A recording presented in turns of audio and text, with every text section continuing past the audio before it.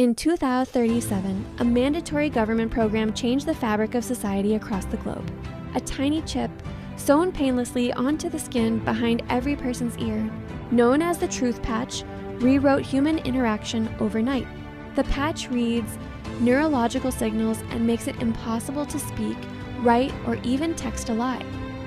At first, the new world was dazzling. Advertisements became straightforward. Corporate promises were genuine. Politicians faltered, corrected themselves, and told awkward, ugly realities in public debates. News channels displayed nothing but plain facts. Cheating on taxes, insurance, or even dating apps became nearly impossible. Romance apps matched only personalities that were a true fit. Heartbreaks became more frequent, but short-lived. Marina, a teacher, felt liberated. No more exaggerating about students' progress to their parents.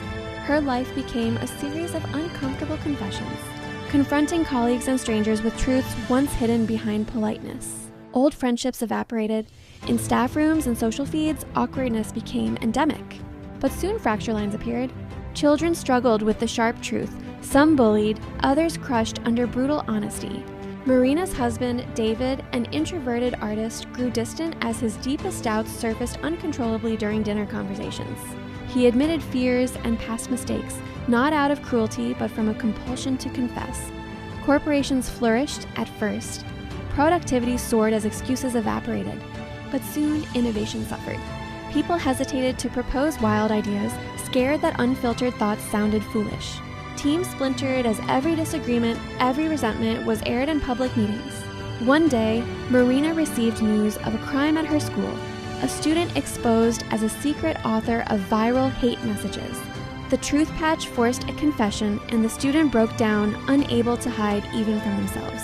Underground, a patchwork resistance formed.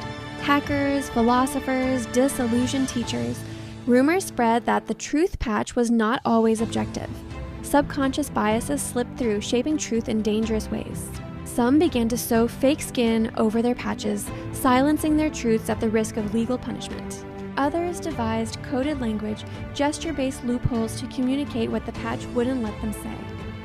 Conflict erupted in Marina's own home. David, overwhelmed, confided he was planning to leave her, feelings he'd hidden for years. Their marriage, laid bare, collapsed under the relentless honesty. Marina joined the resistance, harboring exiles addressed only by pseudonyms, anonymous even to themselves. They developed stories in secret, tested ways to reclaim nuances, white lies, gentle encouragement, creative fantasy. Together, they plotted to reclaim humanity's right to darkness and imagination. In the end, Marina stood in front of her students, patch glinting under fluorescent lights. She faced a question. Was a world stripped of lies a utopia, or just a prison made of truth? Her tremulous, genuine voice filled the unvarnished silence.